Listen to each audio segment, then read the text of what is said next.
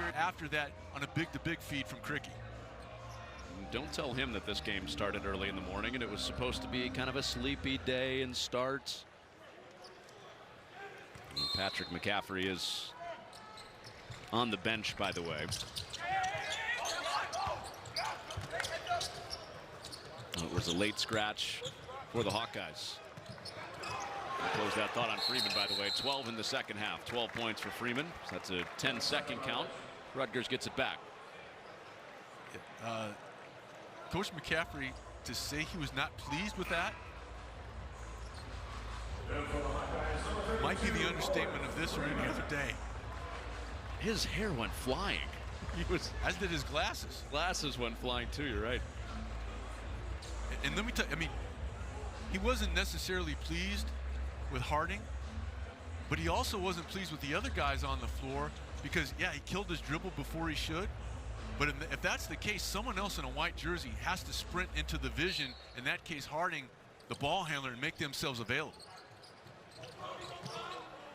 I think it was a cold sweat from Coach McCaffrey that they had to mop off the floor.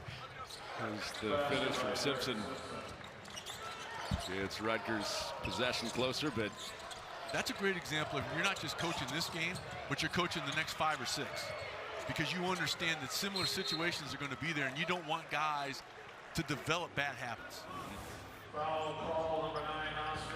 So look, there's no one that comes to help until it's too late. Water bottle down. Ooh, look out, Gary Dolphin over there. The radio voice of the Iowa Hawkeyes. He's right in the line of fire.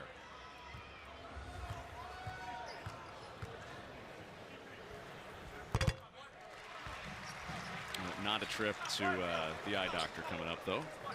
I think the glasses stayed intact. Yeah.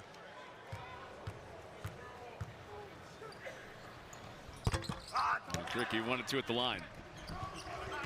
Hey, but you want things done the right way all the time. Because yeah, this one almost assuredly is done, but you're playing for the next one, and the next one, and the next one. Gavin Griffiths. Let's see if they make the correction against this press. And that's not going to make him happy either. Another turnover. And Fran McCaffrey's palms go straight up into the air again. And the jump shot down for Davis. Well, and you knew, regardless of the score, you knew Rutgers was going to keep playing. And they've done that. And now is probably the time to pull up on the reins. Foul not coming on a day without Patrick McCaffrey, Peyton Sanford, Owen Freeman, Ben Cricky, and Tony Perkins take on the scoring. And Iowa beats Rutgers and gets their first Big Ten win of the season and sends Fran McCaffrey to the top of the Iowa Big Ten win leaderboard, passing Dr. Tom Davis. Well, part 2 of our doubleheader is coming up. Nebraska at Wisconsin. We hope you can stay with us. We'll send you back to the studios right after this with Mike Hall and the guys. Connor Onion, Sean Morris, saying thank you for watching. Goodbye from Iowa City. Hawkeyes win it over Rutgers.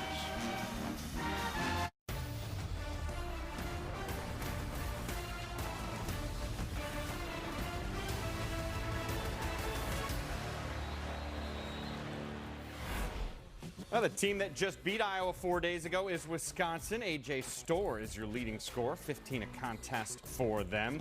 Badgers ranked in the top 25, 10-3 on the season.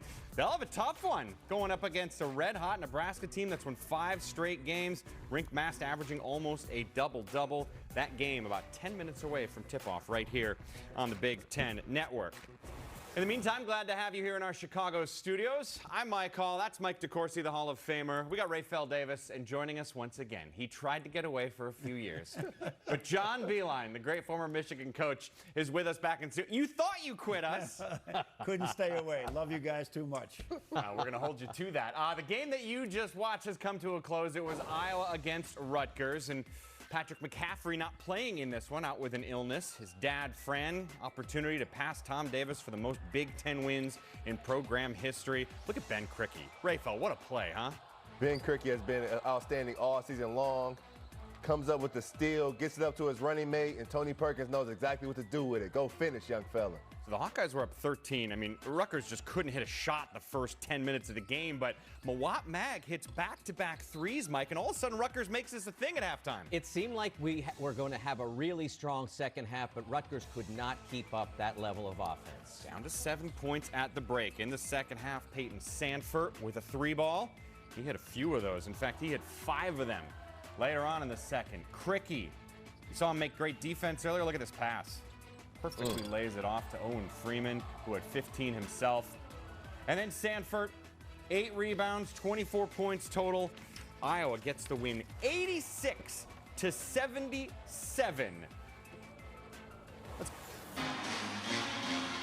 Peyton, congratulations on an outstanding offensive performance, not just by you, but by your whole squad. But talk about how you guys came out, especially in the first half, and kind of set the tone defensively. Did you just execute the way you wanted? Yeah, I think, we've struggled, especially in Big Ten play, with getting stops. Teams have been hitting shots. We've been giving up too many layups.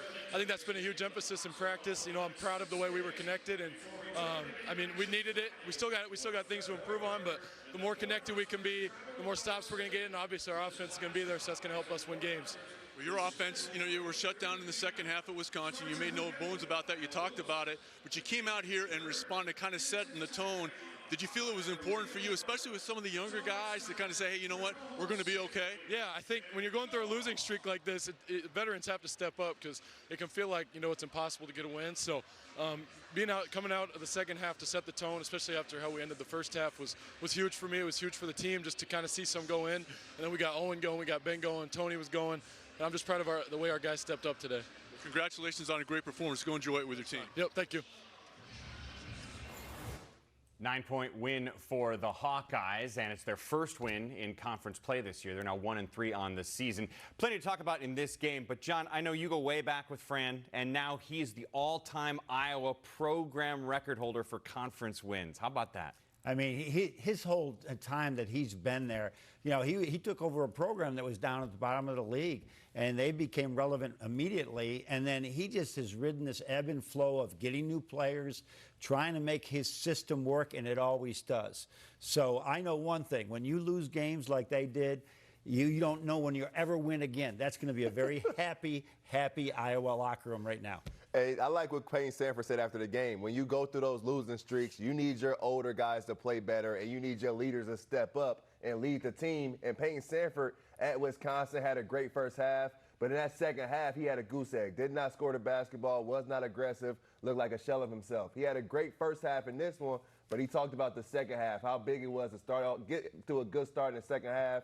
14 of his 24 came in the second half. He was 5 of 6 from the field. You need your great players, your best players to play like upperclassmen, and he came out and did this. When we talk about Iowa, we inevitably talk about offense. That's always the story with the Hawkeyes. But today, it was really more about their D, with what they did early, double teaming Cliff Amore, big to big, almost every touch early. That really threw Rutgers off offensively. They started 1 of 15 from the field, and it really carried on from there. I thought Ben Cricky had a fabulous game. He was plus 28, I think it was, for the game. He had that beautiful tip, we've shown it a few times, where he deflected the ball in the press, pushed it forward to Tony Perkins, and he slammed.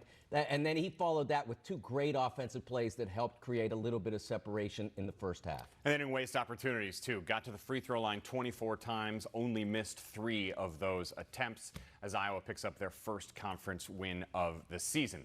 There's an early start to the day. There's still a bunch of action to come. Nebraska and Wisconsin is up next here on our air. And later on this evening, Ohio State plays Indiana. That's 8 o'clock Eastern, 7 Central, which you can see on Fox. Mike, let me ask you about Ohio State and Indiana. Give us something that you're looking forward to seeing in that game. It's such a tremendously important game for both teams because Indiana needs to protect its home court. They had that huge opportunity against Indiana, and they played great. They just didn't finish. And then Ohio State, a team that really is flirting with being a top 25 type team, a protected seed type team in March. But what they haven't been able to do is close games.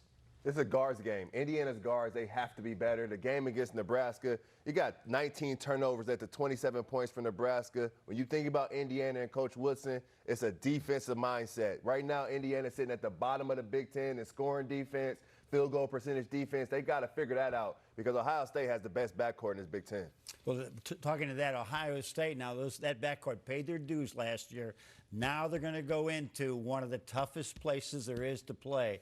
You win in places like that with good guard play.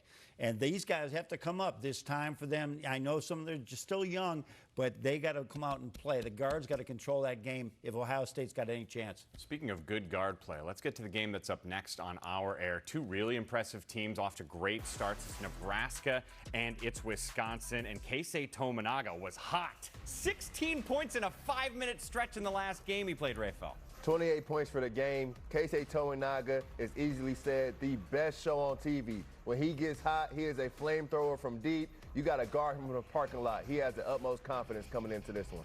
We had a nice output from Bryce Williams in their last game as well, Mike. He did 3 of 4 from three-point range, a transfer from Charlotte, 16 points in that last game, averaging nearly 14. A nice addition to the Cornhuskers. What do you like about Juwan Gary, Rafael? He is a grown man.